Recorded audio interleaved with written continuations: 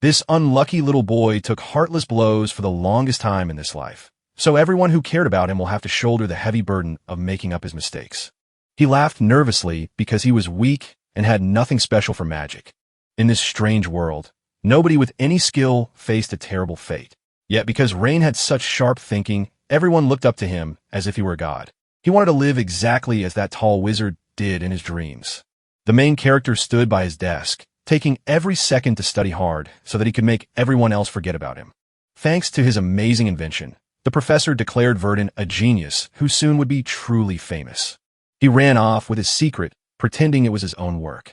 Verdun fell into a deep depression and raced to the Tower Master, shouting every mistake he made about his endless labor with such fervor that even elders felt compelled to listen. Balro Bess laughed to find out that the boy had become a genius who surpassed everyone else, including his magical abilities, and forced him into an experiment of pure cruelty. The Tower Master stood tall among the golden towers of the Empire, wielding Verdun as a weapon against the gods of darkness. It wasn't magic that made him unfair, it was pure genius. So he needs to be careful and ready to spend money before the game starts. Even after decades, everyone felt their spirit was shattered, yet Verdun managed to weave something stronger into his own soul instead. Itachi held a single piece of clay that made his brother smile. Years after being locked up, the boy only remembered how much he loved his childhood friend.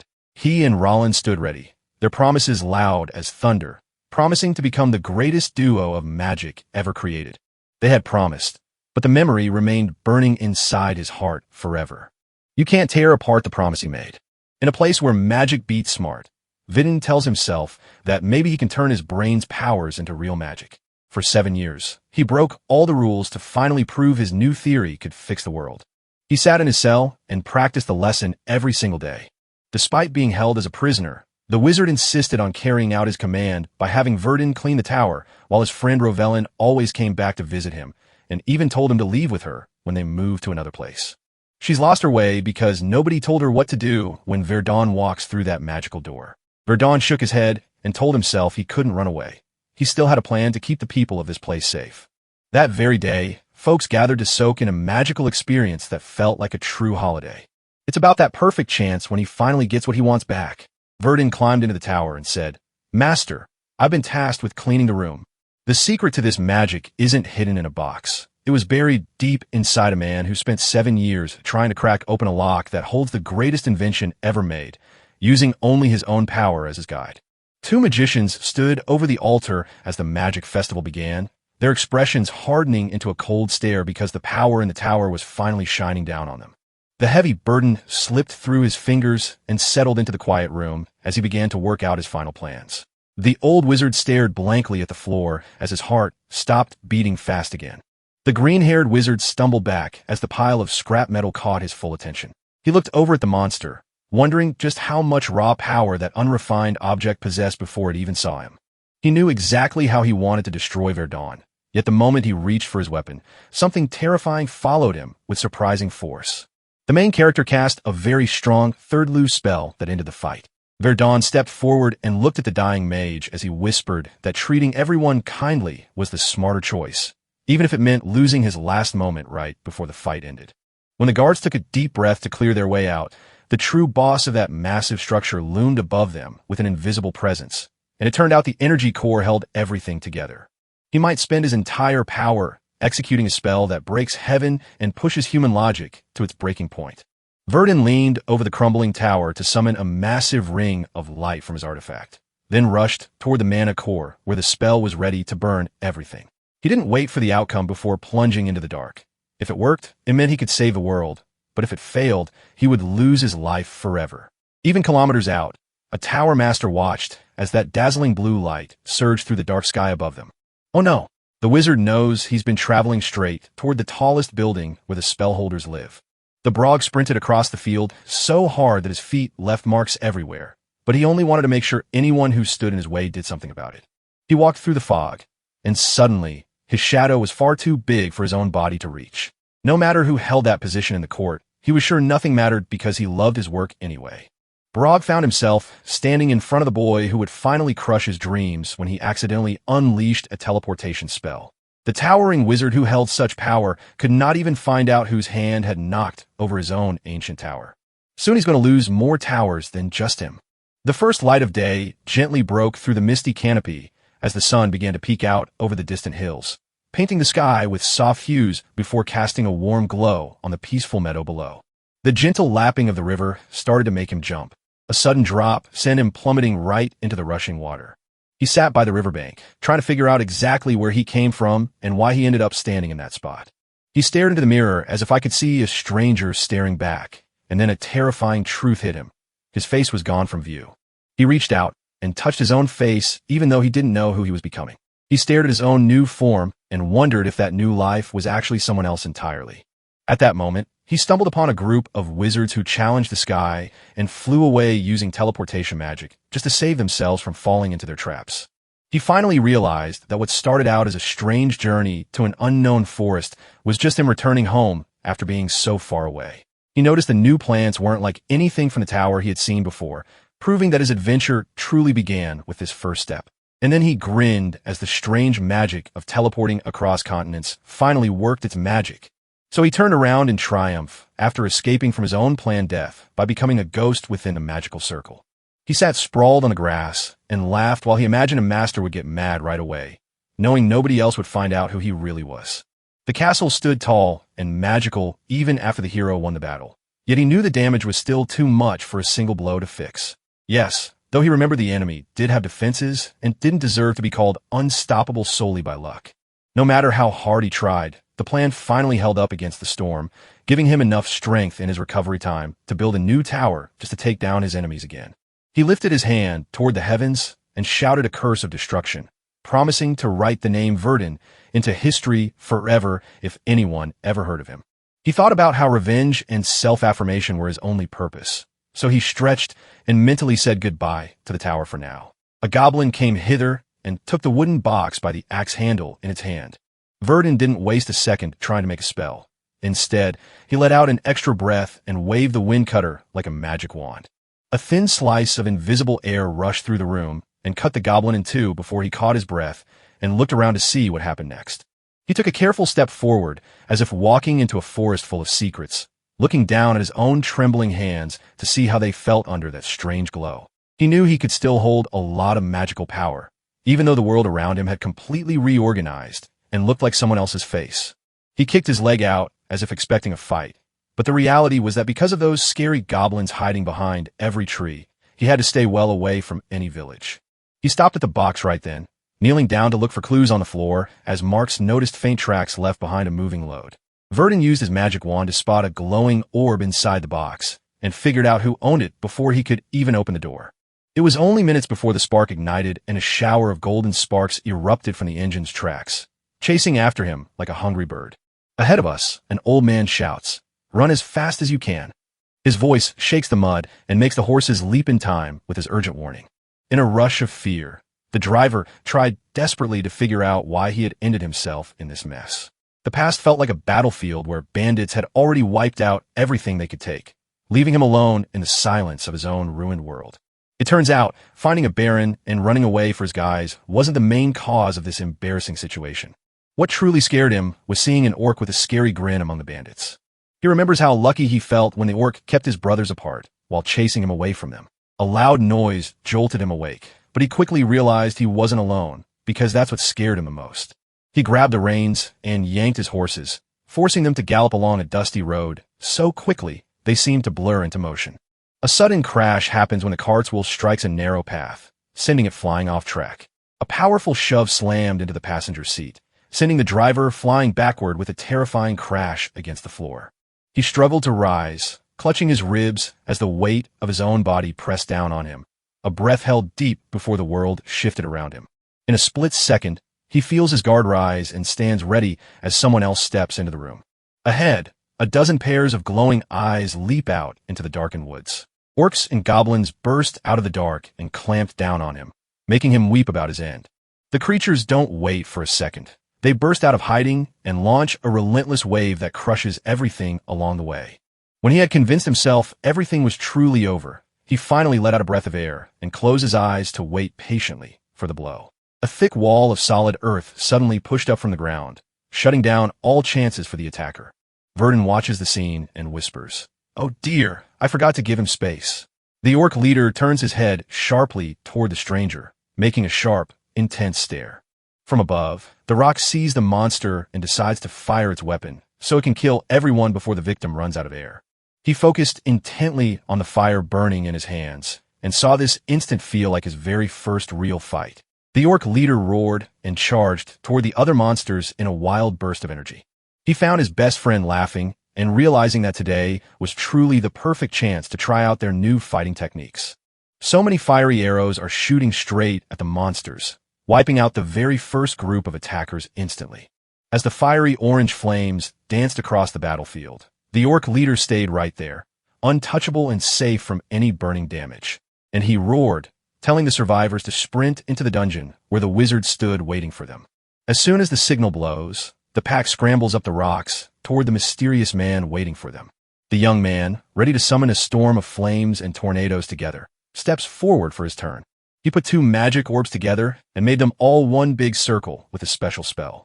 The sorcerer points down and shoots a fireball arrow aimed straight at the foes. The sky turned red as a giant cloud of blazing fire swallowed every single goblin in its path with one mighty roar. The fire didn't just burn. It tore apart the world like a broken bone, and the remains of those who fought started to meld away into smoke and ash as darkness settled in over them. The young man looked at his hand and wondered if it could really beat the goblins on their own before they even reached him. The warfields are full of small creatures, but he's sure they all vanished after all that fighting. He turns his back toward the endless wall of stone and looks determined to save the boy who has been running out of breath for a long time. Suddenly, the hand of the orc leader emerges from behind the rock and rushes to grab him. Suddenly, the wizard froze as a terrifying wind blew across his face, leaving him completely stunned and unable to move. Sometime later, the now-repaired cart travels quietly along the quiet road. Connor sat inside the car and promised his own future friends he would never forget the night he decided to do it. That moment when he thanked his hero for saving him made him realize exactly how much he needed to repay those kindnesses. He didn't care if the conjurer gave it much weight. Instead, he warned himself that if he kept his eyes fixed on the path, the cart would be tipped over again.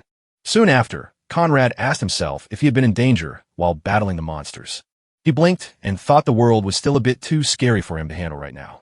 A quick mind helps him remember exactly when he saw the attack from the surviving orcs. As the creature stepped back and looked into the distance, it had already cast its own spell up close to protect itself. He cut down a giant beast with his wind cutter and then got crushed by its own tail, but the knife was still stuck in it. The wizard leans forward and beams a smile as he tells Conrad, "There's absolutely no need to be worried." He asks right after hearing what kind of danger thieves hide in that monster-avoiding spots seemed to be the safest route for them. So the traveler tells us the forest is actually under the control of a mysterious Baron Pyth, meaning the bad guys must be dealt with before they leave. So he went out with only a guide and a conjurer who was convinced his magic took him to that specific spot where no one else could find them. Though the clues vanished from his mind, he chose to build a new life and become tougher simply because survival now demands it more than ever before. Conrad asked, "Did you introduce yourself?" And the boy looked confused, realizing he hadn't told anyone his name yet. And then, he officially stepped into the role of Asher, choosing to wear the name Verdun just before battling the master of the tower. Soon, that heavy-looking cart slides into the mansion where the Baron of the Pith territory has finally settled his luggage. As soon as the nobles arrived to see Conrad, one of them immediately asked what had turned his face from reality into a grotesque nightmare. The man laughed because he knew he'd lost weight while running away from the ogres. Finally, the Baron apologized for the incident, but Conrad reassured him that he had nothing to blame himself for. The noble spotted the young mage at the very moment he needed to save his friend and shouted, "You have no idea what you're doing." The Baron gave a strict command, ordering anyone there to dress up for the night so they could safely enter the castle. That evening, however, the young guest arrived in brand new attire, offering his most elaborate thanks for all the warmth he brought to his host. The noble smiled warmly as he accepted the thanks. It happened so quickly that right then he turned out to be Baron P. the Henrod, the king of his own land, and invited the guest to settle down. During dinner, the host asked, "Is that food good for you?" And she smiled happily back. It's a tempting offer. The Baron gives Conrad 5 million elk and a chance to take a high-paying job. The guest picked up his fork from the table and asked, "What's this all about?" as he stared into the empty space behind him. The Baron starts telling people that someone had been hiding for weeks in the dark woods nearby. Even though the town was a wrecked ruin, the detectives made no sound at all, as if something magical wiped out every detail of the crime scene from start to finish. The young man stepped up between the crowd, not out of anger, but because he heard whispers about the bandits planning their next move before anyone else could even get there. The Lord smiled and answered his question with grace. For days past, a conjurer stepped onto the door of the hunting group that had gathered at the castle gate, fully prepared to go on their next mission. Soon, Enoch, the brave commander leading this secret operation, steps forward to introduce his name to the group. Enoch welcomes his friends, Harris and Peric, with such a loud and cheerful greeting that they stand straight up in their seats as if they were gods themselves. The young man returned his offering, shook the commander's hand, and then walked over to the crowd to introduce himself properly. He stared at the Baron's offer and decided to take the bounty instead of staying home. He spotted a crowd and asked Enoch what those fellow travelers were planning. The commander told them their true purpose. They aren't ordinary travelers. They're brave adventurers chasing those crazy rumors about a mysterious orc who just showed up. And so, the good reward drew in even the highest gold-ranked adventurers to join him. That powerful wizard thought back, remembering how the brave travelers his party had been when they fought like true knights. It's late in the forest, and he questions why everyone wants him right now when they've brought 3 knights along. At that moment, Enoch asked him to alert anyone who saw a mage. This made him suspect the real reason behind his own job hunting. The commander said that his long-range spells made approaching the knights nearly impossible in return. The young man says the trouble is bad, so the leader stays too ready for anything. Soon, he pauses right at the edge of the forest path, forcing everyone's eyes to meet him as they all slow down in their journey. Just then, the conjurer pulls out his wand and shouts warningly that a glowing circle is waiting just before casting the disperse spell. The powerful spell causes a massive hole right where a person would expect to find a trap, so suddenly everyone sees what was hidden beneath the ground. The whole party went wild at the news, scrambling and gasping as they tried to figure out what that weird thing was supposed to be doing. Soon, the mage told everyone the spell acted like a perfect hiding spot and a safety net to keep them safe while he spoke to them quietly. He didn't hesitate at all as he focused his power in his hands and unleashed a spell that suddenly opened up a clear path through the trees. Enoch gasps as he watches the scene happen, completely taken aback by what's unfolding before him. The magical spell faded away so quickly that the commander asked himself who this handsome young man really was. So these brave adventurers are part of teams called guilds who get paid to go out and fight monsters on the job. Even when life threatens like a shadow, the adventurer's talent shines bright, making people respect their power to build fortunes and spread glory. Over time, the people who once kept their honor grew too strong to stop and instead broke down, throwing others into chaos. The bad guys were not really bad. They were just a bunch of people with nowhere to go, especially when the person in charge was crying about being trapped inside a big tree. The sheriff stood beside the dead body, voice cracking with frustration as he explained that the wounds from the past raid had left no way to feed anyone for days now. He ordered his men to halt their vigilance so they could quickly flee for the food they missed. While a ghostly figure hid behind the brush, the knights stepped out to find themselves identified with the enemy while waiting for Commandeer Enoch's final order. The warlord who wanted to launch an assault on the enemy only paused his movement when he saw the mage interrupting him, offering him time to think before he could move again. Then he reminded him that they had never really checked how strong the enemy truly was because maybe the rival conjurer would be too powerful to stop them from losing. So Enoch worries that those bandits might finally start moving around again. The young man says he sees a path out of the fight when the bad guys are right in front of him. Varja was ranting about how much more work needed to get the land open and how many fallen soldiers remained behind when the sorcerer gently stopped his angry words. Varja took a deep breath and sighed as the news hit him. His bandits had just butchered his men, which means he's now all alone in this world, wondering if there's even anything left to do next. Soon, he offered a plan to fight another village to Vilshin, but the wizard refused the offer because of the Baron's anger. He stepped out from behind the wall and pointed his gun at the dark alley where they were hiding. Now, Vilshin, he said smoothly, it's time for us to leave and talk about our own town. He was about to start looting the village when a magic fire appeared right in front of him. Within moments after the bang, a fierce wave of fire engulfed the bandit camp as a massive blast hit the ground hard. Vilshin felt his heart skip when the enemy burst forward, so he pulled out his staff and shouted to summon a wall of pure magic to block their assault before they could even get close. The knights and adventurers felt certain they were being found, so they burst forward into battle. As soon as the battle began, it exploded into a full-blown war of words and action where everyone got in their own way. In a sea of chaos, one brave adventurer swung wildly at the boss's face and sent him flying like an arrow. Seeing the scene, Varger turned in a sudden shock as he saw his fallen companion falling forward. The leader of the outlaws watched as the mana barrier held strong for a split second before shattering violently, causing an instant loss of control to anyone who stepped into it. The wizard fell from his high ground and walked to Enoch, handing over a small packet of silver coins as he prepared for the final fight.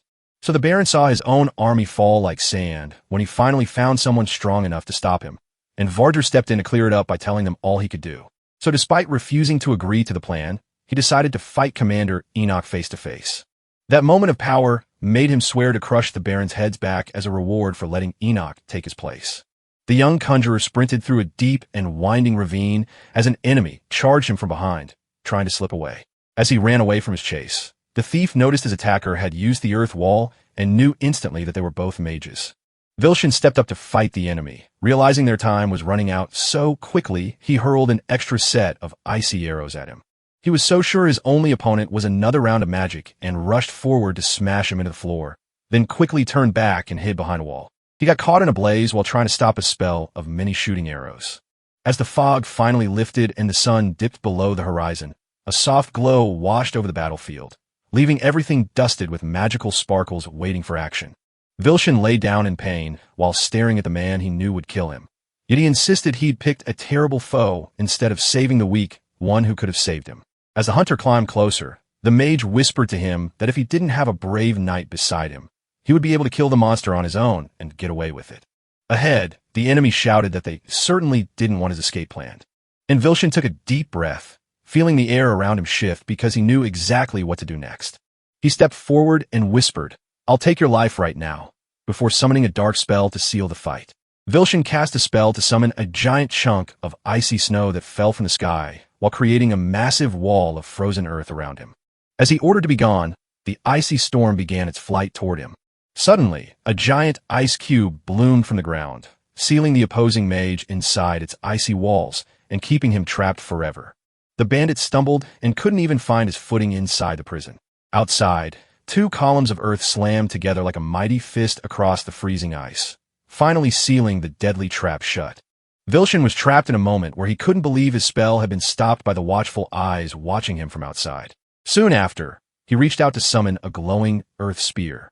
With a tight grip of his fist, he slammed into the ground to unleash an attack. And then millions of small iron arrows shot up like angry birds, shooting straight through the frozen walls one by one. The Vilshin asked himself how the two-circle sorcerer might be able to cast a three-circle spell with such ease. As the rival jumped in and challenged him, Vilshin finally understood exactly why they were stuck. He wasn't just dealing with a spellcaster who could cast third circles. He was facing a master of multiple attributes simultaneously. The thunder cracked as the ground shook, and suddenly at that very spot where his feet had once rested on the muddy bank, a cold, metallic weight slammed into his back, like someone had dropped a heavy stone by accident. The sun began to set over the battlefield, casting a warm glow that made the dead look like old friends before the final blow struck, and the victorious man simply watched him, letting the fading light tell the story of what came next. He looked at the battle with a smile, knowing he'd won so much for this fight. Soon after, right by the water's edge, a strange-looking figure stepped out from among the dead and smiled like he was holding something precious. Years ago, that handsome boy decided to make a special drink for himself and his friends named Magic Circuit Deer. He stumbled to the floor as he swallowed something that made him fly backward into a third glowing circle where light rushed in from his eyes. The present day saw him watching an old man's dead body, so he could figure out exactly how to show off his own feat to the Baron. Soon, his mind drifted back to the cursed one the bandit wielded in a fierce battle before him. He stood up, then went down to use that strange kind of magic on the thing. It turned out to be a magical stone wand that made casting take much less time and boosted the power of the ice spells. Peric ran over to save the man, and when he heard the story, the knight admitted how much he worried about the fight before the young man could even say a word about the battle. Asking about the other bandits made him realize their defeat, but Enoch wasn't done yet. He was still facing off with the leader. The young knight let go first so that he could ask the question. He gripped his wand tightly and stared at the bag of bandits' loot, wondering exactly what to do next. Peric smiled and said, "That's what I meant. The Baron gave me permission to keep anything that truly interests him." So the wizard turned his attention to Baron P for the gift and smiled before pulling out his wand. After being reunited with the knights, He took a moment to acknowledge their praise and celebrate that this time felt like a truly great adventure. Vilshin had died, while the leader of the bandits was still standing in the crowd. He knew the axe was coming and decided to grab a dagger instead, ready to strike out before anyone saw him. Suddenly, the world tilted as he dropped free of the chains and launched into the open road. Soon after, he charged forward and spun his blades against the knights to create a clear path for them. So he sprinted straight toward Enoch, knowing that was his last moment of opportunity. The commander's sword cut through the blade of his attacker, as if someone else were holding it. Enoch seized the chance and threw his staff to knock Enoch off balance, sending the man soaring through the air. Varese watched from the shadows as the enemy dropped his own blade to the ground in mid-fall.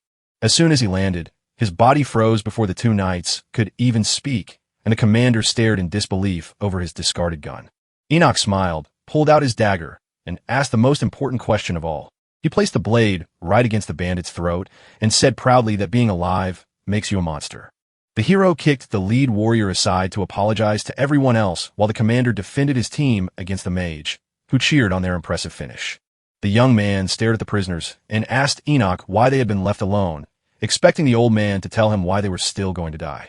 So the knights set out to bring those captured to his castle, so they could tell each other who they were and then figure out their own destiny. So he ordered everyone back in time for the war, telling the knights to rush away before they caught a bandit. One friend had to get up, while a stranger stood right behind him, eyes wide with suspicion as they watched the event unfold.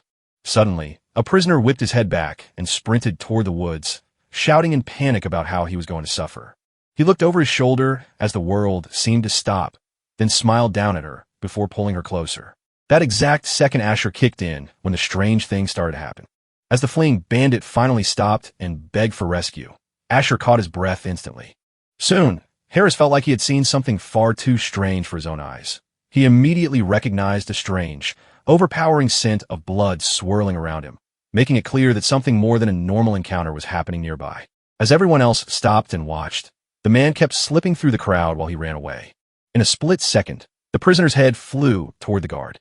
The woods were suddenly full of people who had been on high alert and ready to fight back against a mysterious figure that looked like an orc, so nobody understood what was actually going on.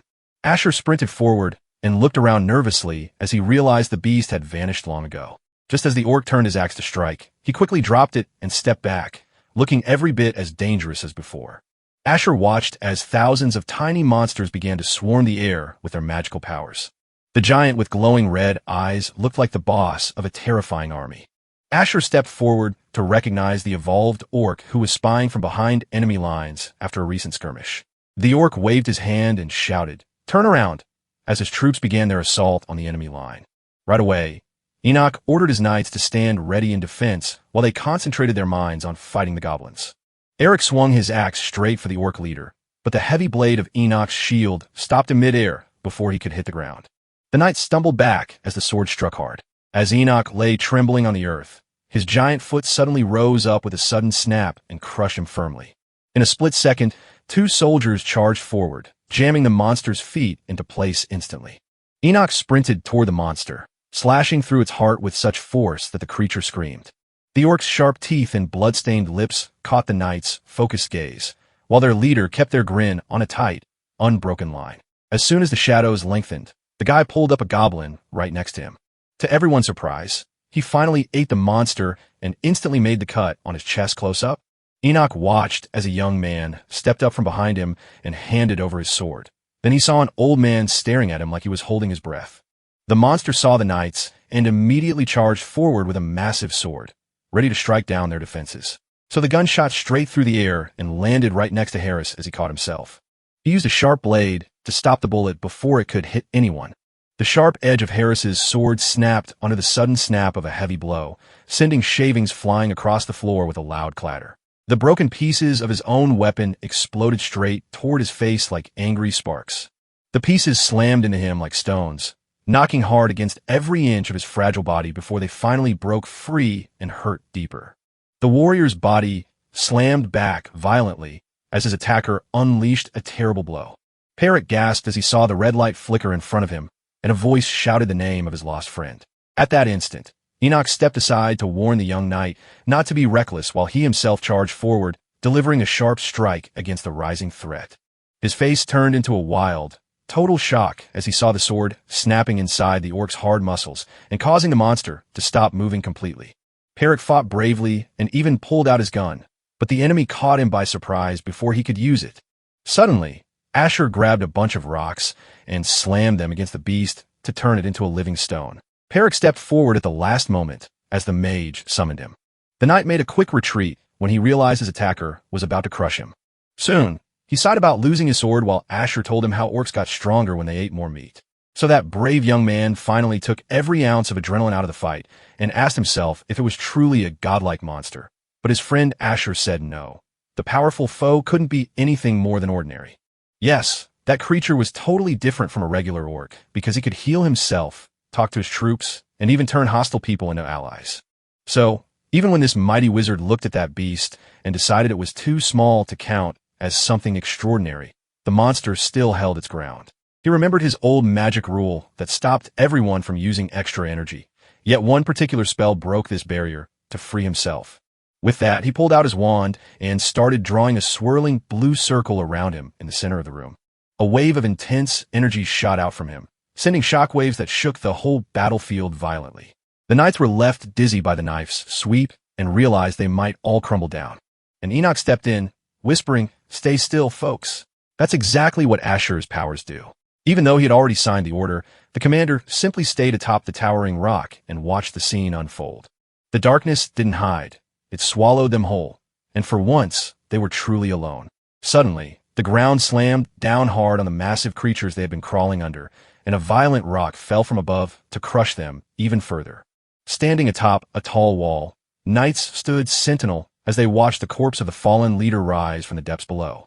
Asher then drew in the third circle of magic and yanked up a massive, blazing fireball into existence. The fiery ball crashed down like a sudden storm toward the dying creatures. As Perrick cheered for the attack, Nock insisted he keep his pride intact, yet the young man smiled back because he knew the magic had no end while the price was high. So, even though he was upset by the outcome and anticipated more strength than a third circle's charm, fate still handed him a win. Suddenly, a massive roar erupted from the very bottom of the abyss, jolting the bottom of the world right back up to their eyes and drawing every single person in the room straight into a frenzy of attention. Even in the blaze, that monster remained a ghost of life, consuming a goblin so it could heal itself. Perrick had to ask Pippo which move was better when Asher told him that if the monster didn't burn away from the flames, he'd go for a different tack instead. And he pulled back to show them this power as his own, letting out a roar before sending down a mighty splash that swallowed the flames and knocked the orc into the void. Soon after, he leaped from the towering rock pillar, clutching his wand as the young boy screamed for him to come down. The autumn wind blew as the mages rolled out their 2 frost spells at once to create one devastating attack together. And then he fired a barrage of heavy arrows straight at the orc leader's back. The thunderous blow from that thunderclap smashed straight through the monster's chest and froze it right there into a massive wall of ice with all its little helpers on board. As Asher stepped forward before his defeated foe, he cast a powerful spell onto the dirt and watched as the attacker struggled desperately for release. He dropped off the plane and immediately realized that regenerating a dead body without fixing its shape wouldn't help. Immobility would definitely kill him. Soon, he sprinted through the air toward the monster to finally get his fight off the ground. The monster's grin lit up as the conjurer drew his magic wand and cast out a swirling sphere of pure power around him. He fired that shiny frozen ball straight into the center of the space. The mighty orc's powerful magic completely stopped the battle, causing him to shout with such a loud voice that everyone in the valley was shocked as they saw what had just happened. The vibrant city of Virus kept spinning and humming while everyone else was asleep. 2 guys sat on a high balcony talking about something new happening right now. He pointed to the glowing core in the tower's top floor while another whispered, "If that light is real, then the whole tower must have been built with fire." At the same time, a group of mages gathered to figure out who was missing from the tower and how badly it had hurt everyone. While people speculated about what gods might punish them, some experts still held different ideas about whether disasters were meant to be planned or not. One of the hooded mages finally figured out that someone had made a hole in the very top of the boar tower, so they could reach inside and fix it. That moment when he muttered about hidden tests that could trigger a clash with the tower, the mustached man whispered something entirely new. The hooded figure was startled when he heard the news and immediately poured a cup of coffee to soak up the shock. He grabbed the man's collar right away to make sure the old man repeated exactly what he had said, leaving his confusion only to growl loudly in the hallway. The red-haired mage, Raylan, stepped forward and pulled back her hood, asking why everyone was waiting for the end of their story. She spoke in serious tones after finishing the question, trying desperately to tell the story of the Bomer magic tower that had vanished. In the Baron's castle, the heroines cheered loudly as they poured their spirits for the returning squad, celebrating with a heartfelt toast. As soon as the mission against the bandits finally finished, the heroes rushed back to the castle where PY had set up a magnificent banquet for them in his honor. It was a big feast where the nobles cheered for everyone else while quietly saying they were sorry about Asher missing out. As soon as he spotted the wizard coming toward them, he shouted loudly to let everyone know he had arrived. He walked into the hall, joined by Conrad, and asked, "Have you come here yet?" The Baron took out a glass for him and handed it over, smiling kindly as he assured him he had arrived just in time to help him pass. After thanks to him, the conjurer noticed the army gathered around the feast, so his host laughed and said no rank mattered. So the old man suddenly looked at his guards and asked, "How strong are these bad guys?" While Asher was enjoying a drink, he admitted that his impressive skills meant they could easily handle any challenge without needing to rob someone for a meal. As soon as a helpful assistant handed him a paper for the Baron, he passed it on to the guests just in time to grasp what was really going on. So the report showed that those bandit bosses turned out to be wanted criminals and old-time Gold Dragon adventurers who had run away because they killed their friends. When he finally read that document, Asher realized why so many elk were sitting on their heads with a massive $10 million reward. He finally understood how grateful the Baron truly felt, because without him, the situation would have turned out to be much worse. Suddenly, the host froze, looking startled as the man suddenly stared back from behind an expression of confusion, and then asked what was happening. Prideful, he thanked the group by admitting they had done so well for both the bandits and the monster, which meant the Adventurers Guild was sending them a big thank you. The Baron smiled as he realized his mistake of being distracted and settled back into his usual role. He then stood before the old wizard with a sad but grateful smile, saying he was truly sorry they lost all those precious moments together during their final days of living. Soon after, he lifted his cup and offered a toast to the sorcerer who had rescued the kingdom of Pate. With a loud cheer going up through the entire hall, every guest leaned forward to raise their glasses for a toast to Sir Asher.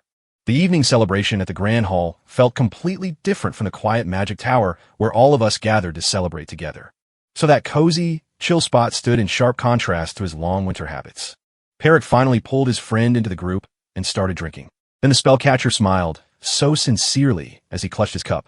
Far away, Raylan watched the tall bow tower rise up without a word, completely oblivious to what was about to tear his world apart.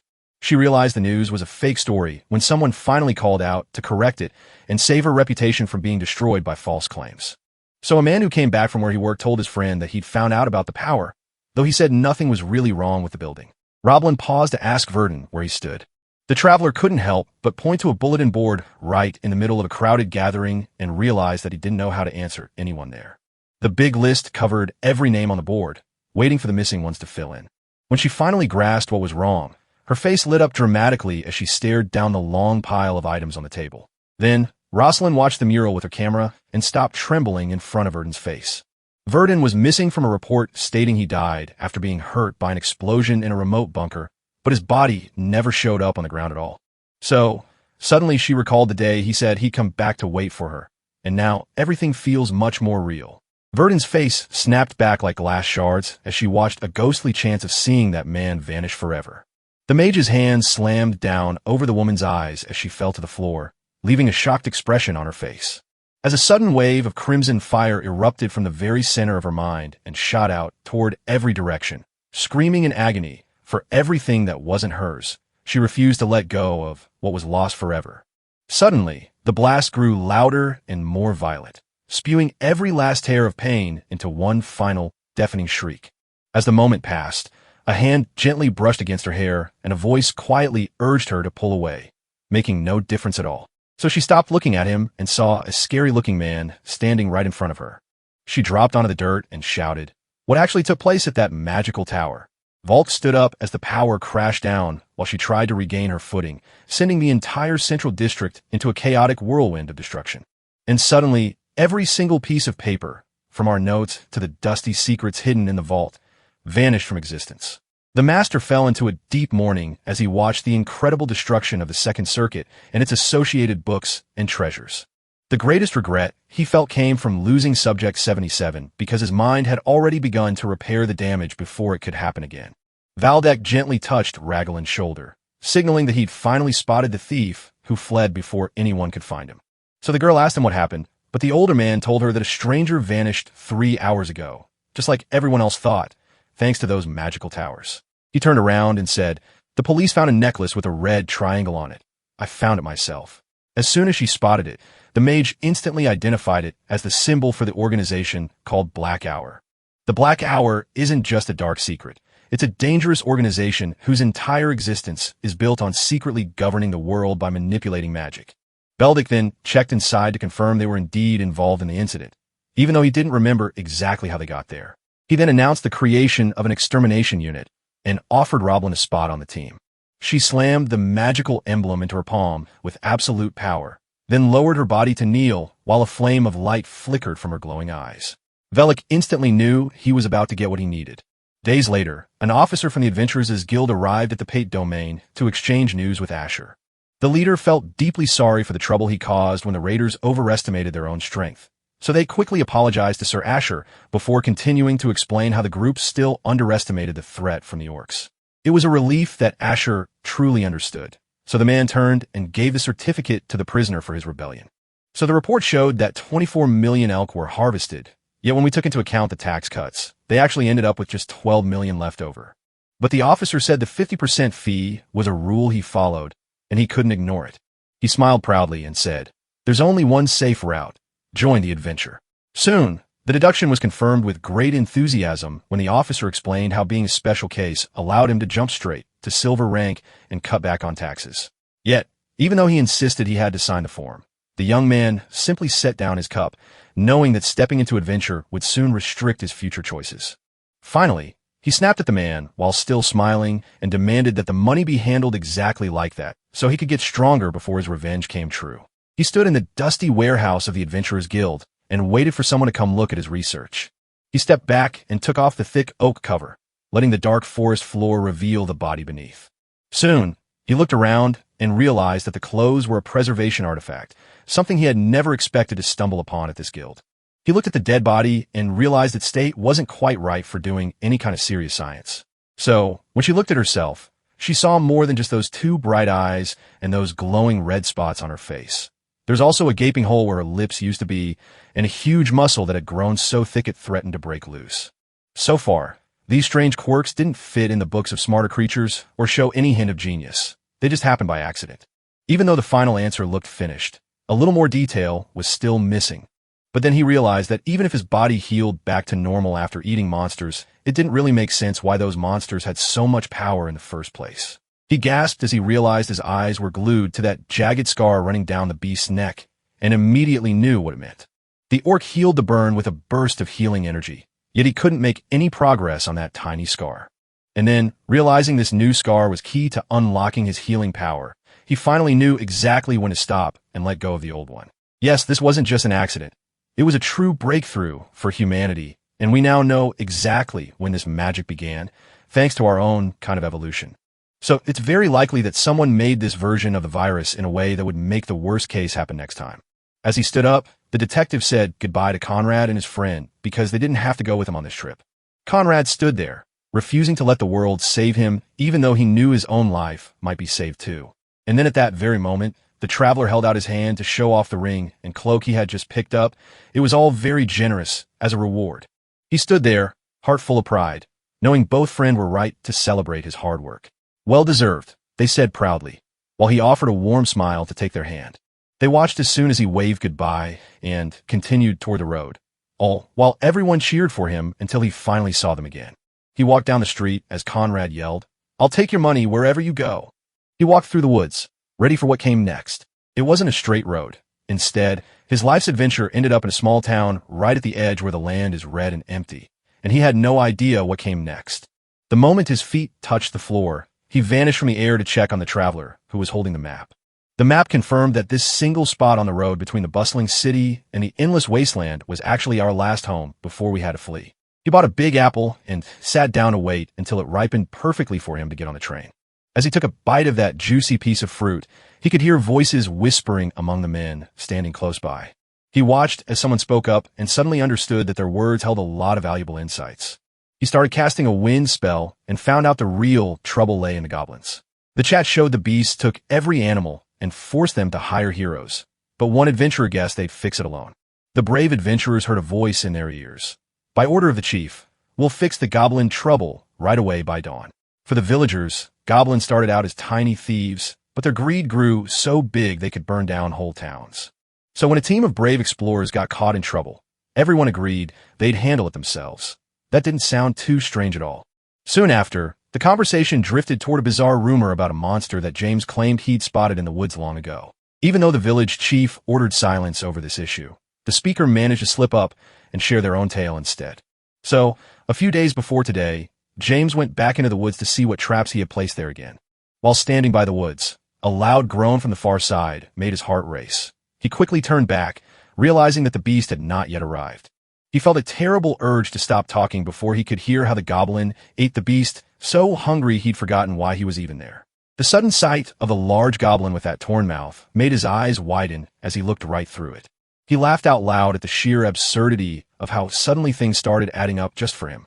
While the forest was still quiet, the hunters were already heading out to hunt those elusive goblins nearby. A perfect spearing shot made the goblin hit by a sharp blow. Behind the bushes, the two hired adventurers stood frozen as they watched the aftermath of that fierce battle. The wind howled outside as Verna leaned over Locke's shoulder and whispered to him, "Did you improve your own arrow?" Soon after, Locke teased her about the hit, but the leader Iris stepped in and reminded everyone to stay focused on the mission.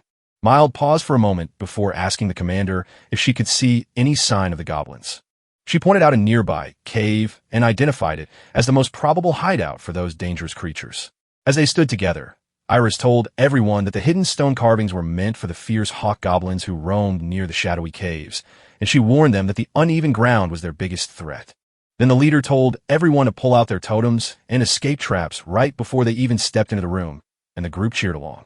Soon after, Iris cast an enhanced vision spell, which caused MNA to suddenly see something completely different, as if she had been looking through glass.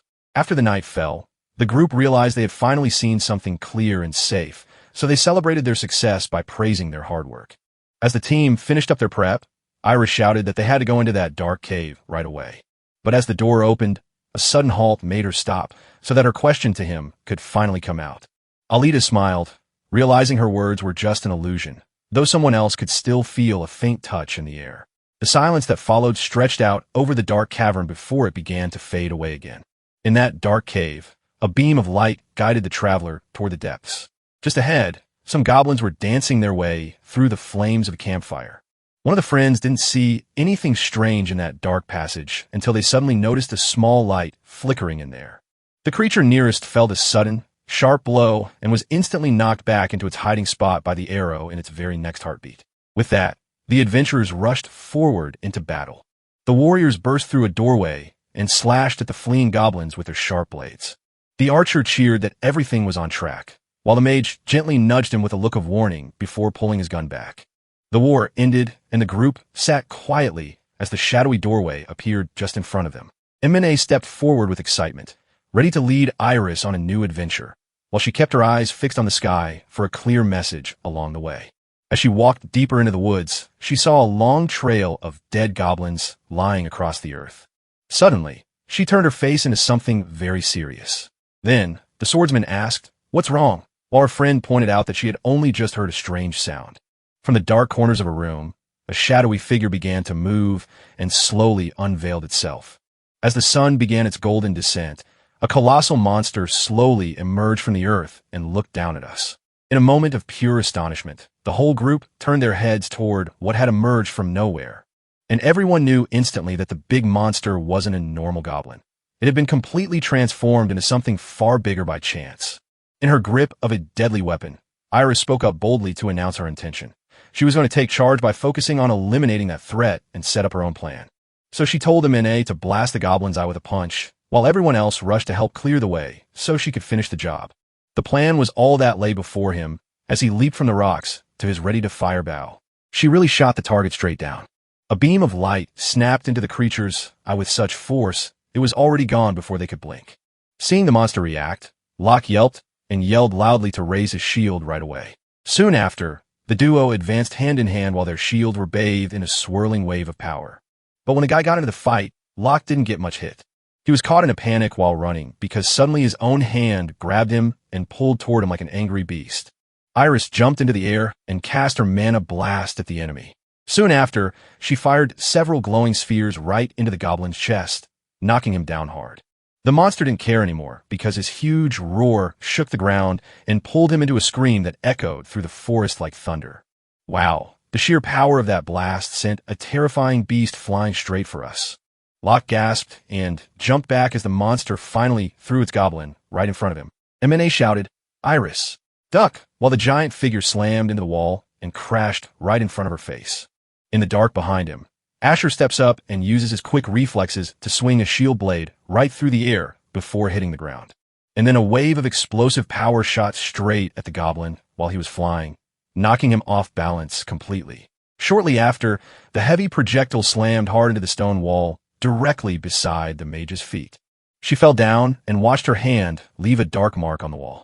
And then, right alongside his friends and family, he fired a massive new arrow at such incredible speed that nothing could stop him. That last cast had a brilliant target in the giant goblin's other eye. The mighty monster, once a towering threat, finally surrendered as it hit the ground.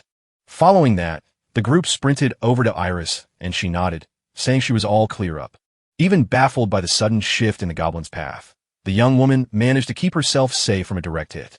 Then, Locke offered everyone to return home and gather their loot for the final reward. Asher watched as the group fled, knowing nothing bad happened near the goblin's body. He then learned he followed them invisibly to study one specimen, which turned out to be a different kind of monster compared to all the others he had seen before. He realized then that unlike all the other goblins who died out of desperation, this one was just an unlucky failure in a lab test. Iris stood there while the whole group went around to look out for any lurking monsters. Asher looked around at the empty room and suddenly felt a familiar shiver run down her spine because he knew that magic like this is very dangerous if it goes wrong. He felt sad because he couldn't find much useful info when talking to that monster. A sudden noise startled him as he turned his head toward the unknown sound behind him. Soon, a mysterious figure walked out of the shadowed cave and began to whisper about who was waiting for him in his silence. Immediately, Iris stared hard at the stranger and shouted, "Don't get close," as she stepped back in fear for her own safety. The new guy came along and claimed to be the keeper of the ruin he'd just wrecked. He then told them how the monster revealed itself by creating a signpost because its own tricks didn't work. Next, he asked the group if anyone spotted any odd behavior from the goblins. The heavy silence stretched out around him, making it clear that the creature had done nothing to deserve special attention, so he panicked over how the professor would react to such a lackluster performance. And then the guy who wanted to make a move started screaming all over his face because someone else had already killed him. The moment they heard the coming danger, the heroes instantly stood their ground and locked eyes with each other to face the assault head-on. He stood at the edge of the dark woods and looked up as Iris asked him to be brave, because it was all she knew when the shadows stretched toward her home. In the end, as her final push for peace, she questioned whether holding back her words would truly stop the fighting. But he slammed shut his door and said firmly, "I'm not going to let anyone go." A sinister grin made him tell the truth. He truly only wanted them screaming. As he stepped out of the crowd toward his friends, he pointed to his friend and said, "Who wants to be the first to fall?" Suddenly, a weird voice shouted, "You're the last person to die," and he laughed so hard his stomach hurt. At that exact instant, he felt as though someone had burst into his space with a whisper, eager to catch up and see who made it there first. Soon after, Asher stood right behind him, staring down at the threat of screaming and dying before he could say anything else. The man dropped his guard and kneeled down, letting the intruder assert that he was actually trying to look tough. Asher wrapped himself in glowing energy before turning to see who the stranger was, wondering if they really thought he could stop him with this charge. So Asher got closer and said, "I didn't mean to stop him." No matter what happened next, he had to step in because everyone else was about to be wiped out. Now he remembers the goblin wasn't just a monster. It was a test subject he had once used. The professor's name instantly captivated him and made everyone in the room wonder what he was about to teach. The opponent stared at him with serious eyes and asked, "Who are you?" Asher stood at the center of his large magic circle and stared blankly as he refused to answer the question that had been waiting for him before he even touched the material. The caretaker said he didn't care, even though nobody knew who he really was. He stepped forward glowing with a protective light and holding a promise for Asher. Even if he died later, nothing about him would change. The mage reacted quickly and drew a powerful spell, aiming for several blazing arrows at once. Even though he was careful, the caretaker still slashed every arrow down to 0, using only his own power. And then the sharp blade slammed into the glowing red barrier right in its path. Soon after, the shield shattered and burst into a stream of blue mana that flew at the enemy like a beam of fire. He landed and saw how much of the opponent's power actually came from his own legs. Asher watched the enemy move faster than anyone else and suddenly knew he had to rethink how he fought. Then the caretaker praised Asher for his incredible magic and immediately told him to go faster too. He burst through the air with a daring jump to strike the mage straight away from him. Asher caught his breath and pulled out the 2 spells he had made ready.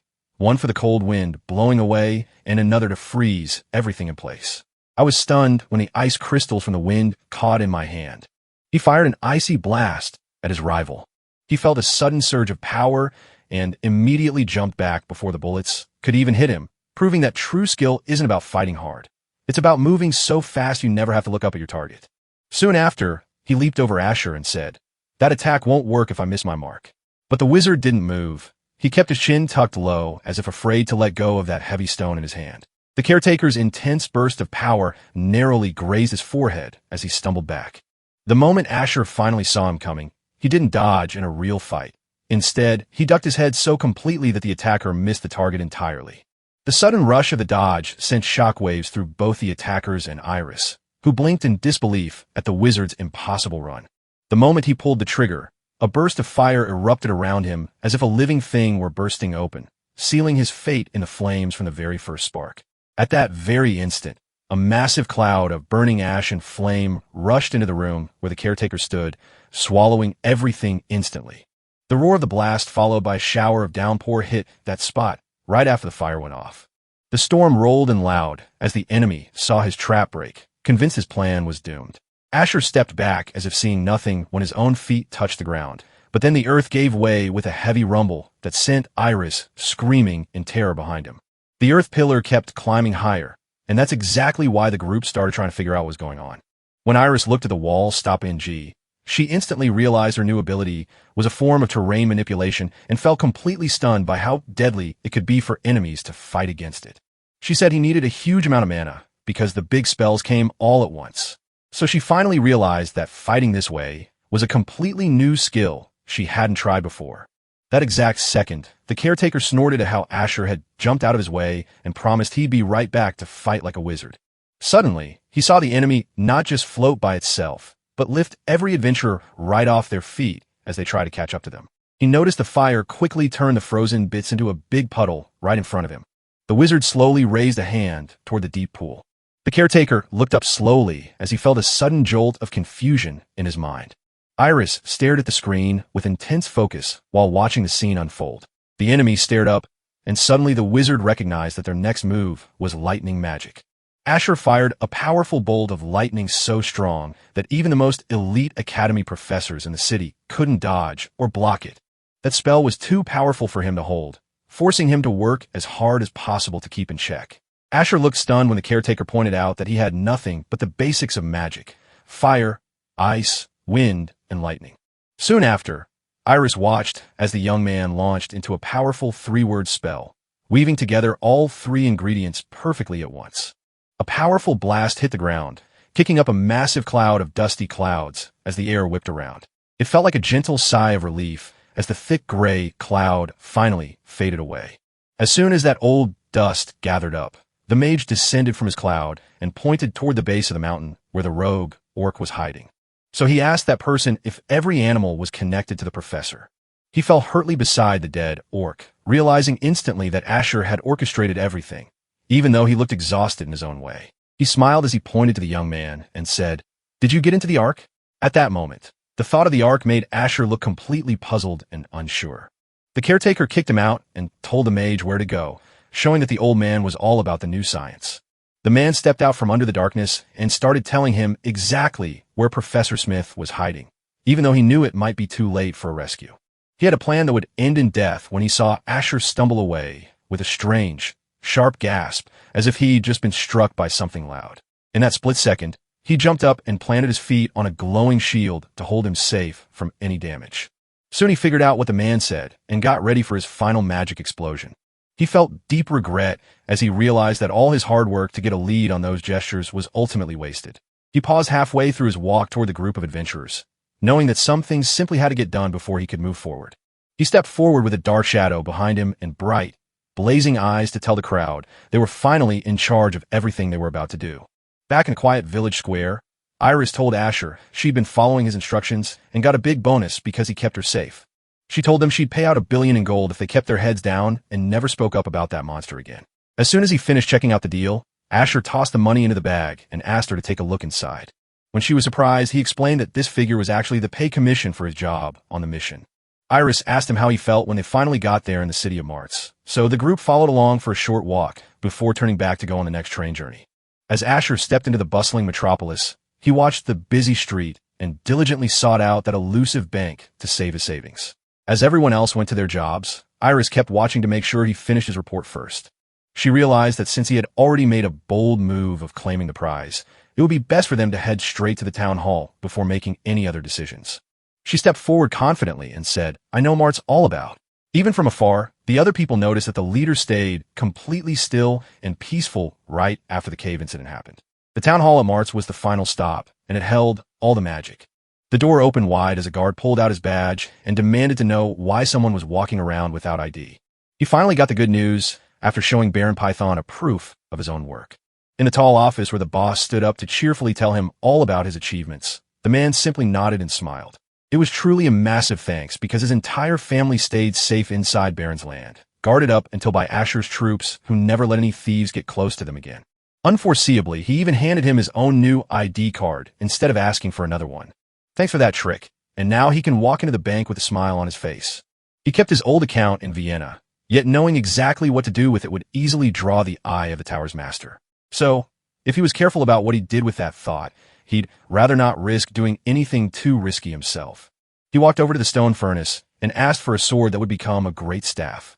The blacksmith thought about how many hours he had left before finishing this heavy task and gave his apprentice a small wooden tool instead of the heavy iron weight.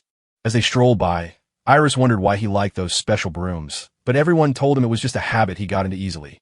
Shortly after, they finally stopped in front of the big building where Mart lived. Curious, the mage asked if he were actually looking for a book of enchantments, though he quickly reminded himself that he wasn't quite up to the challenge yet. She asked if he meant to take all those essentials, knowing her needs were getting tighter. Oh my God, when the old man finally spoke up, it was a totally shocking thing for his wife to be surprised by him wanting everyone involved. The librarian peeked over the edge, saw a huge mountain of books gathering, and immediately grabbed her clipboard to stop them from falling into the library's heart. Asher asked to charge a specific amount to his account and promised to deliver those volumes directly to his hotel. The librarian was so thrilled that he stood up and held back as the biggest sale ever at this shop happened.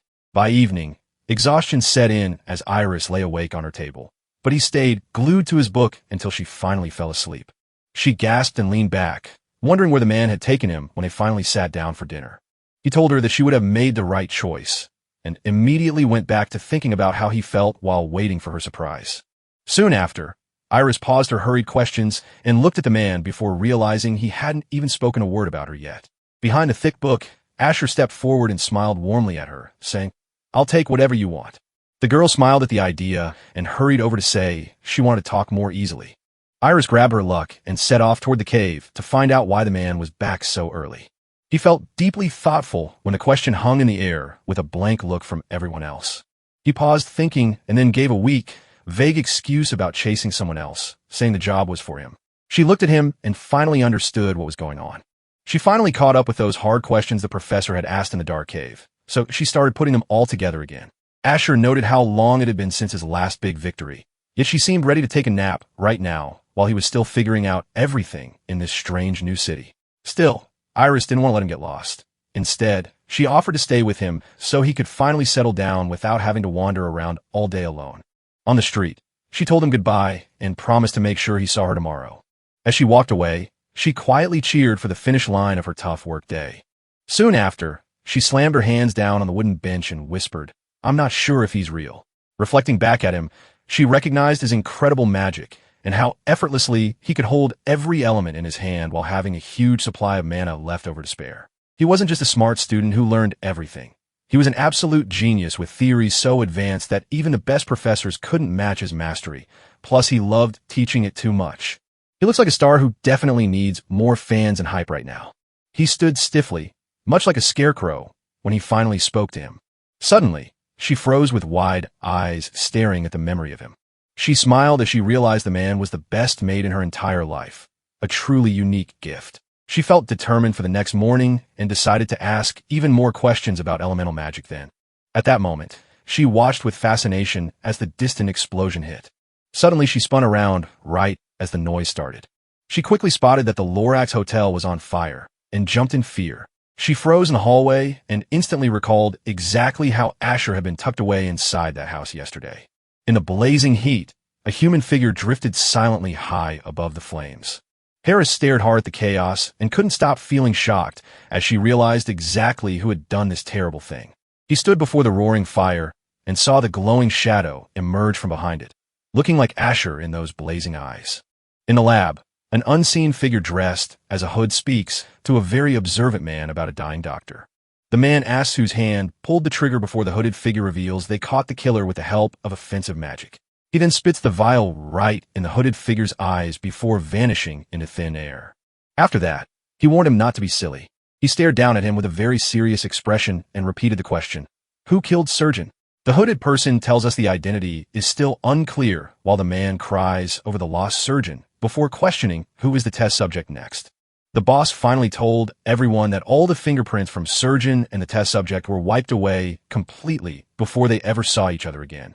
That moment made the professor realize he was letting a killer kill someone else instead. He tied the goblin's sins together with the surgeon's skill, making the quiet feel like a silent pact between two strangers trapped in an ancient forest. He leaned back in a chair and whispered softly, wondering aloud if the art group had even seen that moment before they found out. Then he ordered the hooded figure to hold their breath while the team was about to take back control of the situation. Soon, the messenger leaves determined to find the culprit no matter what. While at the hotel, Asher practices basic enchantment magic as a guest is greeted by the doorbell ringing. While he was still learning how to sleep, a sudden warning said, "Fast asleep," because his final second was about to pass. Suddenly, the hooded man peeking out from beneath the bed saw that the quiet inside the room was completely missing. Suddenly, as the ground revealed its hidden secret, the boy froze in shock because he had never seen a stone like that before. That moment saw Asher strike him squarely with his staff, and he felt compelled to retreat instantly into a sudden fear. Soon after, the enemy drifted through the sky, surrounded by a thick cloud of burning flames. The assassin watched an explosion of magical power crack open a tight room in the middle of a busy crowd. That's why he finally knew Asher was a third-class wizard and chose to hide away instead of fighting. He tried to flee by screaming for an attack to scare everyone over. Asher grabbed everyone by the collar so they could run off before anyone spotted the problem. In a storm of confusion, he looked back at the killer who had slipped through invisible walls to escape his own magic's check. It wasn't just that he rushed. Suddenly, he realized his own rush was causing him to miss the important part of the battle and almost get caught in the crossfire himself. Asher watched through the darkness until he could finally see what lay beneath the hole. That thunderous blow struck him straight in the face with a finality that shook everything around him. While fleeing through the shadows, the assassin stared at the way his shadow seemed to move away from him, wondering exactly how they knew he was there before he even started running. Unfazed, Asher pulled out the glowing stick of his wand and aimed it toward the darkness ahead. Soon after, the enemy dodged the bullets as he sprinted down a long alleyway. He ducked for cover behind a pile of broken glass as magic tore through him like a hurricane. Asher stepped inside, expecting nothing but a wall of fire, only to find that his own fear was keeping him from running away from the danger. He sprinted into that massive building and found himself right at the center of the action, ready to finish the chase. As he walked into the room, he saw a crowd of vagrants living in an abandoned building, and suddenly they looked like the enemies he was about to meet. And then a man came to confront him with an incident, but Asher didn't know where the bad guy went. He was staring blankly at the person behind him, chuckling bitterly about how he'd been so impatient all along. Then he was very sure the next step had to cost something serious. Asher sighed deeply and suddenly saw that there were no clear paths out of the room. As he finished thinking about where to go, a blade flew right through his eyes. Asher was stabbed by the enemy because he thought himself too strong to be a shield. Behind his back, a masked figure lurched forward, eyes wide as he waited to see if Asher would break free from the trap he'd set him. He stared hard at the enemy, clearly seeing their position in this new game. He didn't flinch when his own strength turned into a violent shockwave that tore through the air and drove the enemy right against the back wall. He jumped into a mix of adrenaline and chaos as Dazed tried to stop the blow before he could make his move again. He has to fight through a magical wall to get away with a cloud of smoke. He was ready to leap into battle with a determined plan and an arsenal of weapons at his side. He stood frozen in the middle of the room while Asher reached out to pull back the wall. He froze as a giant black bone slowly took shape from the ground. Oh wow, the magic just jumped out at him from nowhere, landing right on the very end of the staff instead of hiding behind some shield. And then, at that exact split second, he realized his own hand-to-hand skills were as good as theirs. A powerful blow slammed into his face, sending him stumbling back like a trapped beast. Oh no, the spell didn't just stop him. It took a beating, knocking him against his own skin and freezing him in place like he was frozen in ice. The desperate assassin pulled out a heavy smoke bomb and fired it toward the enemy, knowing he couldn't fight anymore. A massive cloud of thick fog erupted from the sky and engulfed the whole region completely. Asher threw his hands up and spun a tornado of mist to pull the gloomy, gray sheet away from his eyes. The smoke vanished almost instantly, leaving behind a long, dark trail of blood that made him pause and wonder if his friend was really gone. Suddenly, the hard voice snapped in front of him and ordered him stay still. He stood in a line surrounded by guards who told him he was in serious trouble for starting an illegal fire and spreading hate to other people. Even though Mars fell asleep, a careful summary of that event still made it into the final report. Then Mayor Henry Dacre asked if Asher really held the responsibility behind that terrorist incident. Soon, an officer said the man looked like a victim in a murder attempt that turned out to cause the fight. The Guiltmaster, Oscar, explained with a grin that the mystery involved a different story than before, so he stepped in to lead the inquiry. So the mayor worried about this new person and wondered what damage they had caused. The police told the truth, saying only the highest level of the inn burned down while a wanted killer stayed unsolved. He said that a brave explorer told a story about finding a mutant goblin and fighting off a violent guy right before they went inside a dark cave. But Oscar said when they were at the place, they never saw any dead people or goblins. So there was a truly blank space where nothing at all existed. No monsters, no creatures, and just the quiet stillness of emptiness. So the mayor figured out there was a coordinated team hunting down adventurers, and then he realized his plan failed because he couldn't find anyone ready to take his new friend in charge when things got worse. A rumor spread through the town, spooking adventurers and soldiers away from protecting him. When Mayor Gage stepped up at the town hall to talk to his own knight, a reluctant ally, the crowd cheered as they all stood together in unity for the first time since the war broke out. The next morning, as Asher stood by the town hall doors to hand over a fresh team, he felt like a hero who hadn't actually worked on anything all day. Just like he was staring down at the door, a sharp voice shouted, "Enter!" Soon, Jason stepped forward as the Knight of the Marts to offer his own armor as his loyal bodyguard. The old man nodded slowly, his eyes darting around as a young mage watched him with quiet curiosity.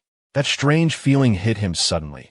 He realized his doubts were gone, yet staring at the old hero made him realize he was actually a little older than he thought. So Jason stopped his friend and asked if he wanted to leave, telling him instead to stay right where he was with him at any time. He still groaned over the mess, but insisted on getting away, which left the guard wondering exactly where they were going. After spending an hour in the garden, the last light of the sun peeked out from behind the clouds as evening began to fall. Jason stretched his legs until his head hit the ground and paused, staring at a place he knew was too dangerous to explore. The mage nodded to his companion as the knight pointed out how long it took him to walk through the night, but he didn't say anything else just yet. So standing before such a huge structure, he showed me exactly where he had planned to go. Jason stared at the burning building while the young man launched a huge cloud of sparks and flames right in his face with no words. The knight stood frozen, his breath hitching as the explosion rocked him, before he finally spoke with a smile on his face. He stared hard at the target with a solemn expression and then shouted, "I found him. He is back." Jason asked about the place, and he told him clearly that the enemies were already there. He finally told them he'd only touched the dead man's hands for a second before disappearing into nothing. And then he said that spell track actually linked the target's mana to my own. The old shadow spell hadn't faded, so the killer could still see him from where he was hiding. The sky seemed different when Jason looked down at the ground, and for a split second, he thought maybe magic was actually working right now. So the big bomb opened up a secret tunnel down there in the dark. The young mage used his spells, and saw a perfect path straight to the door he needed to go through. He pointed out that they didn't know about the tunnel, but the knight insisted it wasn't here at all. So Jason realized that when that unmapped tunnel finally appeared in front of him, it was truly a huge problem. Martis was the biggest hidden danger in this world. The vice captain held his heavy sword out as he shouted, "We have to seal this spot right away." The mage slammed his hand down and shouted, "We've got to get the assassin before anyone gets hurt." Despite Jason pushing to call for help, he firmly turned down the offer because losing the target alone wouldn't save them from whatever was coming next. And suddenly, he leaped forward into that crowded hallway, shouting, "It's time!" as everyone else hesitated behind him. The knight watched the dark passage closely and frowned at the companion for their rude behavior. He shouted loudly and crashed through the tunnel, blaming every single mage for making him feel bad. In a few short moments, the shadowed assassin stepped down that endless, dark hallway and made his way through. In his mind, he felt sorry for spending all that valuable time wrong at the spot. He was running away from a professor who saw his broken leg and decided to hurt him with a punch so badly that he couldn't move at all. But still, he laughed off the notion of running away because he already knew he couldn't break free from his own greedy cravings. He had no choice but to walk into the classroom and wait for the professor's kind gesture. So he greeted him with a grin and said, "My great face from Mars." The man stepped in to scold the guy who had staged a show so loud they almost caught the mayor and the guild by surprise. And so, when the man ordered to see clearly how things went wrong, the rogue spy told him that while he had planned a surprise attack, the enemy caught up with him right at the last second. Afterward, he told everyone that despite throwing a smoke bomb to get out of trouble, the sorcerer still chased him for the whole time. The knight argued that escaping meant waiting for nights, but the professor shook his head and told him he was wrong. In a panic, the leader quickly ordered an assassin to strip off his armor and set on fire right away. The armor, once a plain object, suddenly ignited and turned into a glowing ring of magic that tracked its own disappearance from existence. The man knew with total certainty that a spell had struck him down in the middle of their own battle. The panicked professor yelled, revealing that the students were indeed found.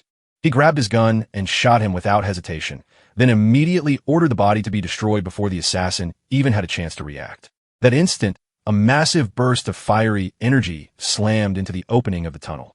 As the fire consumed everything, the rogue detective muttered that the evidence was gone, and he finally understood why everything looked different. Soon after the Wizard of the Night stepped into the room, the enemy told him it was a waste to spare them from their own mistakes. Jason stood with the team at his side and shouted, "It's too late," as the crowd turned to stare at them, forcing the two groups into a deadly fight inside the room. With that sharp eye, the young wizard looked down at his rivals and tried to figure out exactly how they were doing it.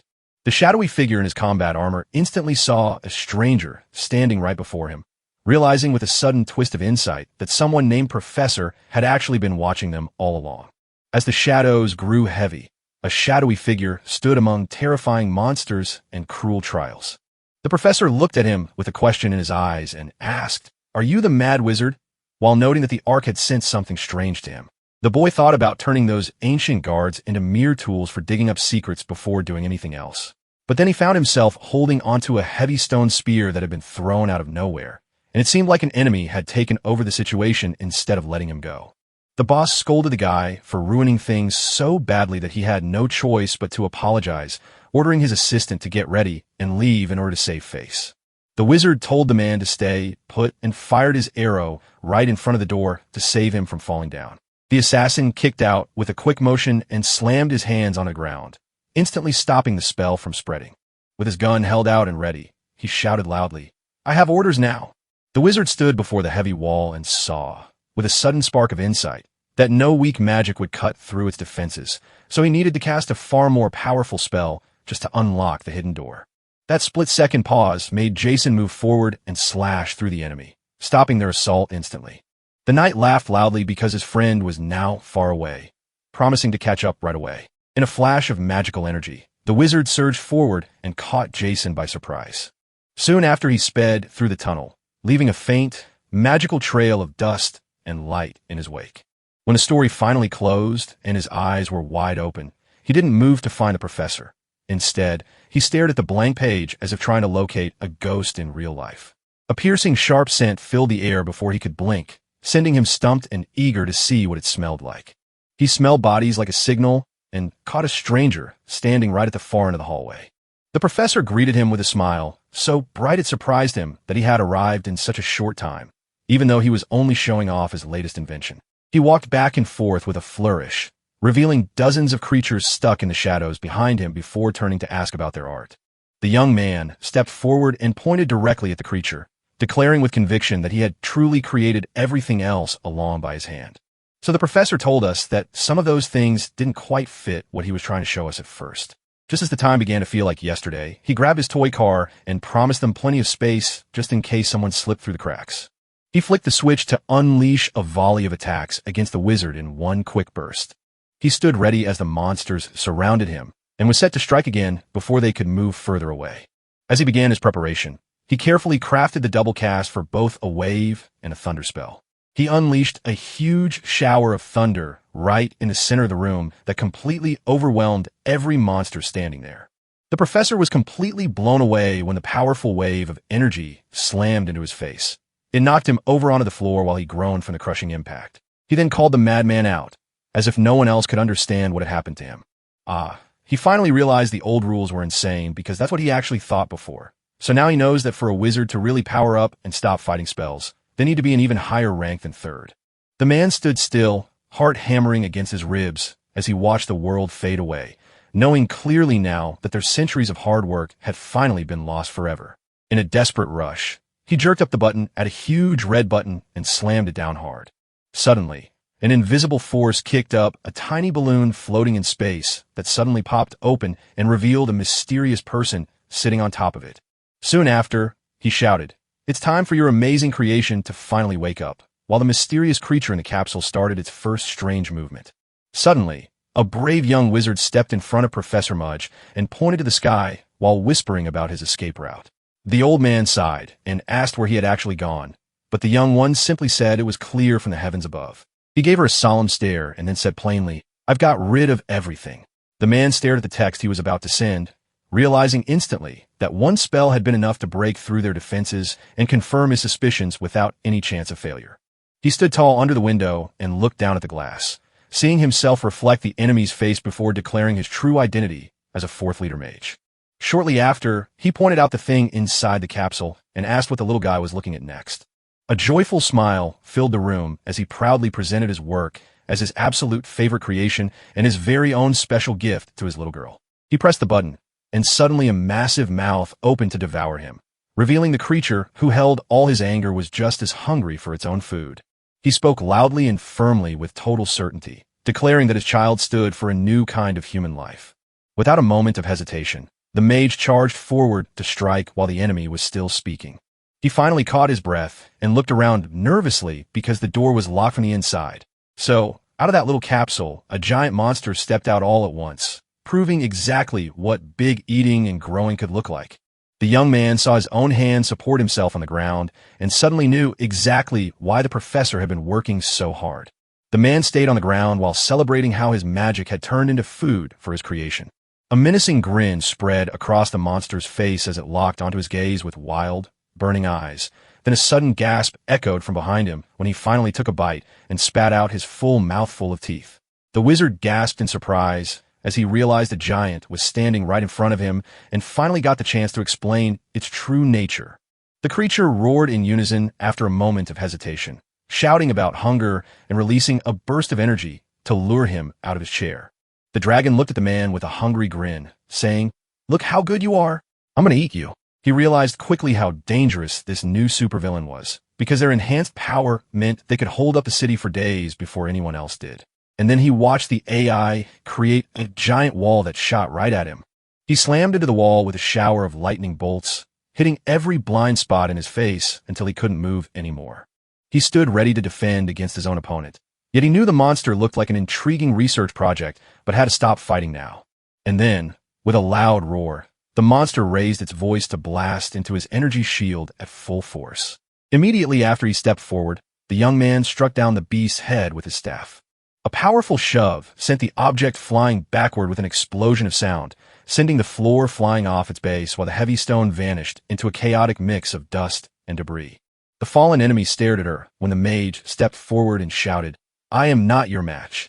The boy who spent 7 years stuck inside that magical tower was forced to hide all his rage so he could live there. So, back in his quiet lab, That mood kept spinning him into a whirlwind of ideas and burning energy, and he was no longer just sitting there. He had become a living engine, pushing every single part of his final theory forward with relentless speed. Suddenly, the giant thing fell to its knees and looked down at the dirt.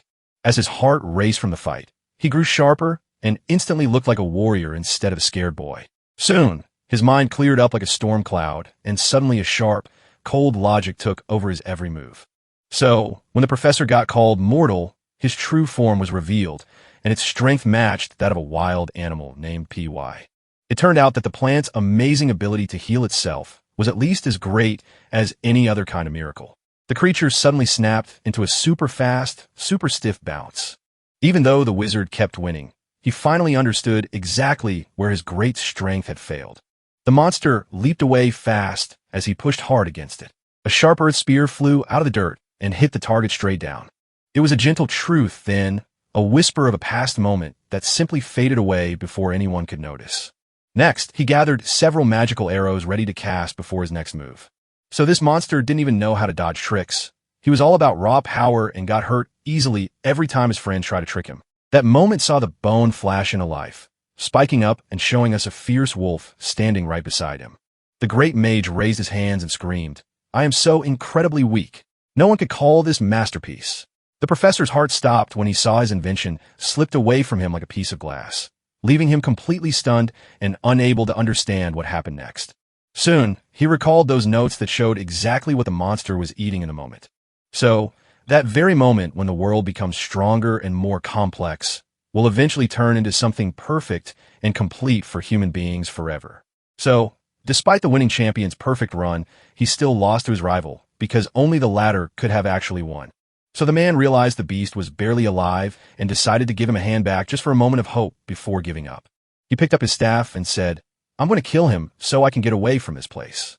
Suddenly, the young man pointed a staff straight at him and shouted loudly for sure where he found all those important experiment records. Then, he threatened her by threatening to kill her baby right away if she didn't finish delivering the paperwork. And suddenly, a professor walked through the door without even asking what the student had told him, knowing that surviving meant being caught in the middle of everything. That was the moment he handed over his research diary and said, "It will show how much I actually worked." The young man hurriedly grabbed his notebook and started flipping through the pages at a frantic pace. Soon after, he dropped the notes on the floor beside him and said he didn't care about them anymore. The man asked him why he didn't know exactly what he was supposed to do. However, the mage saw that researching was crucial and decided to protect it instead of discarding it. The young man stared intensely at her while he spoke plainly, clarifying exactly what was wrong without showing any signs of anger or frustration. The professor screamed in terror as he watched a mage's notes plotted against him. He finally decided to ask him about the arc and gluttony before he could change his mind on that point. Jason's entrance startled the wizard, who slammed his hand over his heart in a grim dance of desperation before realizing that no amount of fighting could stop him from leaving just as they were about to start. That moment marked his decision to vanish as the professor desperately sought a final chance to save him. He didn't pause for a moment before summoning the fire to engulf him instantly, leaving him utterly burned alive in seconds. Soon after, the knight stepped into the room and asked, "Sir Asher, are you all right?" The fire in the corner lit up his eyes as he handed over a ticket to confirm his safety before asking if anyone else wanted to be an assassin. Jason flashed his blade and said, "Look, how about someone who's already in grave trouble?" As I read a dense document, I saw the mage realizing that the target had already fled under cover of evasion. At that moment, he suddenly understood how the paper tucked under his arm wasn't a document. It was a map for the road ahead. The knight stared at a distant map, as the fire seemed to be right beside Mart. He stared at the red spot on the map as it flashed by, and immediately felt a heavy headache slam into him, forcing him to lean forward against the table like a man caught mid-fall. He felt a sharp sting that told him he needed rest, so he pulled back in time instead of going anywhere else. Peace returned to Martz a few days later, as the world was finally back under control because the plan had come out. The mayor turned furious when he saw the plan confirmed by the scientists and immediately spiked his alarm on the Knights of Martz. But those brave men hadn't finished sealing up yet. Instead, they had already turned their attention to making sure the door stayed shut for everyone who needed it. He focused hard on giving his friends a boost of power with these magic potions. Thanks to the injections that pushed him past his physical limits, he managed to cut down years of a mage's growth in just a few weeks. He took a deep breath after the surgery to catch his full wind. He stepped back and said, "It's now time for our next adventure."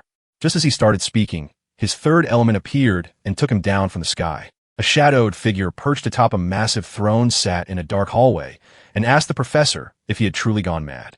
He held his wine glass and said, "It's now less annoying to worry." He felt certain enough to know the truth about the sorcerer and rushed forward to see him face to face. The Knights of Mars were shining with a golden light as the afternoon warmed up under their massive shields. Meanwhile, the young wizard trained relentlessly with his brand new staff, sharpening his combat skills day after day until he became unstoppable on the battlefield. Soon after, he remembered that spot on the map, and what happened next was that it wasn't just any place. It was a secret old lab that had been waiting for him all along. It sat hidden deep beneath an oak tree in the woods, and the only way to get in was by plugging into its special machine. In that quiet room, there was nothing magical but a pack of rats and buzzing insects. But they found a strange fang badge in the dark hide of this mobot that refuses to bend under pressure. The search for clues on the Ark or the Gluttons group yielded nothing. Yet the sorcerer took satisfaction from getting that precious hidden hide and dodged any disaster in Mardis. Suddenly, a knight walked over and told his friend, "The mayor found me." At the town hall, the city leader shook his hand and said, "Thank you, Mr. Henderson, for all that we owe you." Then he explained how the plans reveal saved them by catching those secret partisans hiding away in the city. After all that time had passed, he asked him for an understanding while keeping the contribution hidden, and the mage quickly decided to stop worrying about any panic. So he thought about how much building a good reputation would help him earn more money and lots of experience. When heroes like him finally got their chance back home and won awards for saving the city, they wanted more adventures just like that rare opportunity from Pate's Land. The mayor smiled and said, "We'll be together again." So the man pulled the boy toward a hidden vault tucked away near city stores and criminal detentions, where nothing ordinary was found instead. When he stepped in, the room turned into a treasure chest full of magic, and he watched everyone inside with wide eyes. As a reward, the mayor gave him whatever he wanted to do, but explained that really paid for his hard work and dedication. He smiled at the sword that looked like he had been carefully crafted in his mind. The vault held up high-quality weapons and magical relics, so the mayor invited everyone to pick a winner carefully. He felt a deep sense of disappointment when he learned that success wasn't just about luck. Truly rare moments of greatness simply didn't happen often enough. He pointed at the machine with excitement when the mayor finally said yes, completely amazed by how well the engineer did the job. The first thing that happened was that the Sprout staff didn't give much extra power. It just gave a tiny bit of luck instead. Next, the magical cloak came along and fell short of what he had already got. The recovery ring seemed useful, yet it wasn't big enough to warrant a complete overhaul of their gear. He stared at the screen and saw that a tiny spark of light had appeared near his choices, making him pause to think what was coming next. As the man walked closer, he carefully selected a mysterious ring, its brilliant green gem sparkling at his fingertips. The item didn't seem like magic because he couldn't tell how it reacted to him. The mayor gently told him, "Don't rush and find exactly what you need." And then the wizard decided to spend all day gathering up everything he could find before the sun set. So when it got dark and the mayor started shouting for a quick answer, the wizard realized his careful work had left him no time at all. The young man finally picked up his protection necklace, which automatically created a mana shield around him when he touched it. Soon after, the mayor asked if the item needed mana, yet he promised no trouble. Yet the town council realized that a single thing wasn't enough to make them happy. So he really thought about giving the ring to the guy who looked like it had made a deep impression on him before. He was surprised when a mayor shouted that he had won a big prize and demanded he take all the special stuff as part of the deal. The wizard looked puzzled as questions piled up before him. Then he saw the plan behind his face and told everyone that staying in Marts would be the key to solving his problem.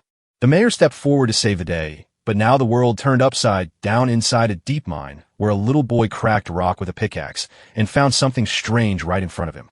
Soon, he pulled out that heavy human skull and started screaming as he saw it. So his friend asked if someone had heard of the scare, and the man quickly told them that even a simple pickaxe hit would definitely break the window. "Not caring," said the companion, and then he kicked the skull aside to fix the problem. Then he grabbed his tools and got back to work so that everyone could finally get home. As the first miner stepped back behind him, he tried desperately to warn him about something that was already happening right in front of them. The man stood still, whispering that there was nothing, and suddenly a large, silver skull floated in the air directly behind him like a ghostly halo. The dead man woke up with a skeleton-like head and a glowing body of pure energy, ready to fight back on his own terms. As the group realized they had to leave now, The miners yelled loud enough to wake up the survivors and began running toward the exit while the undead started chasing them around the dark caverns. The workers got lost in a sea of chaos and were suddenly swept away into the fray.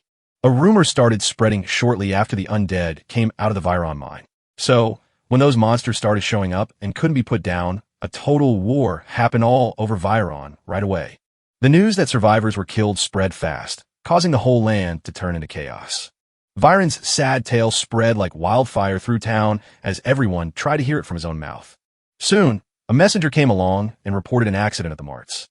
Soon, the story came to those brave adventurers who had crossed the border at Verdun. It was during that time when the wizard started teaching Iris how to use enchantment spells. It turned out that it really took a full month for the student to finish their final study session. A month has rolled by since that quiet moment when the professor fell and the young man practiced enchantment magic under the watchful eye of an orc. A brave warrior charged forward, soaring through the air with an attack ready at his side while trying to hit the enemy with his spear. He sprinted forward right after that, boosting his power, agility, and abilities through a burst of magic. He swung wildly and knocked the opponent off balance before hitting him right in the face with a fresh, powerful punch that sent the man flying into the corner. Iris stared in horror as the wizard smashed through the orc's body with simple, bare-handed fists and finished it down in mere moments. As he took a deep breath, she kept watching him quietly until the moment was over. After that, the young man waved at her to thank him, while the mage grinned and said, "I'm great, and I'll figure it all out by myself." The warrior told the story of how he could never leave her side alone because every book on a shelf had already been set on fire. They strolled by as she watched closely, studying every detail with intense focus. Suddenly, the young man denied that he had any problems at all, while she looked confused by his denial and tried to figure out what was going on. As he walked away, the man gently told his wife to keep those silly thoughts in her head so she wouldn't let them slip out while he was gone. In the bustling city, the sorcerer kept insisting that everything was just a big misunderstanding. A soft whisper answered his question, and the man stepped forward to say, "Hello, Mr. Asher." Soon, the guildmaster of Marts, Oscar, stepped forward and shouted that he needed something special from his party. Oscar, the guildmaster of Marts, had quietly watched a young man hastily recall his own true story after he had been falsely accused by someone else. As he looked at the dark tunnels, he suddenly realized that the undead weren't fighting back. They were just coming back to take over the mines. Because of those wild rumors about curses and sicknesses, nobody volunteered to go out and do the dangerous job. So when Oscar learned his friend was about to try to blow up the building, he found himself walking right past them and told the rest of the crew the plan was complete. He usually said he'd refuse, but now he took the job because his wallet was empty and he felt like he needed that extra spotlight for a big break. Some adventurers watched as the master of hand-to-hand combat prepared his mind and body, surprising everyone by being so skilled even while learning from a strange old school. Iris walked over and wondered about the rumors, yet she didn't even say a word to him because she pretended she knew nothing. The young man finally asked if she was scared of the undead because they were all heading to the grave together. Confidently stepping up, she told everyone that her background in the academy made these silly rumors completely irrelevant to her own success. Then, she clarified that winning this competition wasn't about fighting hard on the front lines. It was a great chance to get help from the back where they could really make the difference. He looked very serious and immediately turned to her, whispering the only thing he was truly ready for, that they could make this a wonderful chance to work together. The next morning, the caravan left its tent in a quiet forest and headed straight for the woods. Inside the carriage, the other mages spotted him always pulling away while trying to fly around the group without touching anyone. When one of the female mages looked at Iris, she noticed how close she had been to that young man before and asked, "What was your relationship?" The girl smiled warmly back. The young woman took a shy look and said, "We're not too senior yet. Let's call them upper-ass men's." And the mage spoke of how the danger had been turned into friendship as she led them away from the ambush. A distant figure was spotted, and the young man paused as if he were trying to catch glimpses of what lay ahead. The other mage wondered which school they came from while Iris stammered that she belonged to the one who taught everything. Suddenly, the young man burst through the carriage door to announce that an army of undead was hunting the residents of Viron. Without a moment's pause, he decided to sprint toward the next stop, ready to dive right in.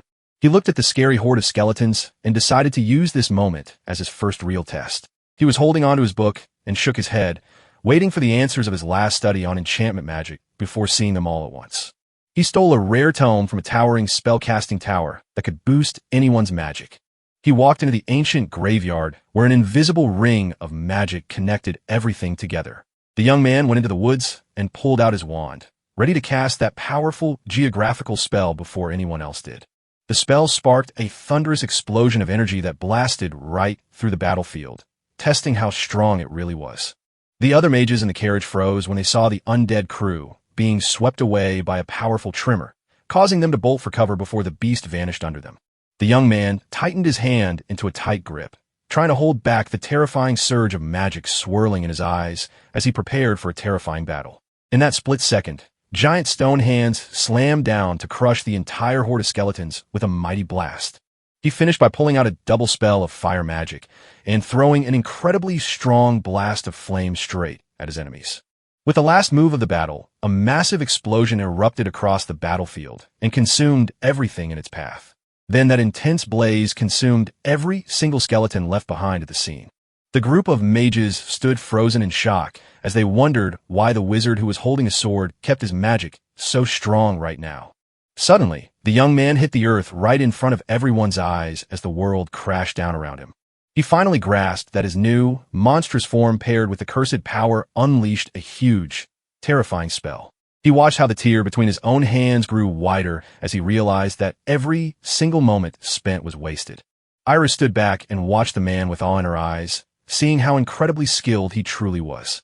Suddenly, a skeletal hand slammed into the mage's shoulder as if to break him spiritless. She screamed in shock as a bigger skeleton slammed into her and pinched her backside, sending her flying with a loud, startled cry. That same day, a big guy made an air move to take out the bad guys in one go. Iris and Locke watched a strange figure stand alone, their faces clouded with disbelief as they stared at something they didn't see. The stranger reached out and pulled out a shiny chain marked with 2, which made him look even more confused when he asked, "What is going on?" And suddenly, another man spotted a metal statue in front of him, grabbed it by its arm, and shouted, "Who is that? Why isn't anyone looking?" And then he said, "Are those really the butcher's leftovers?" The mage whispered about the undead and told the hunter exactly why they should be so shocked. They had already vanished long ago. Then he looked up at the dying horde and saw that every single one of them was gone clean, leaving 0 scars on anyone who survived. So as his eyes drifted to this young man asking why he acted so alone, I felt a strange sense of relief in my chest, knowing what was really going on behind those focused-looking eyes. Galark stepped forward and shouted, "Did he do this?" He met his eyes and turned them to shine, then asked himself what would be the best challenge he could offer. The brute leaned back in his chair as the boss explained, "You've got me hunting down all those undead because I stole your prey." In a tense confrontation, the man accused him,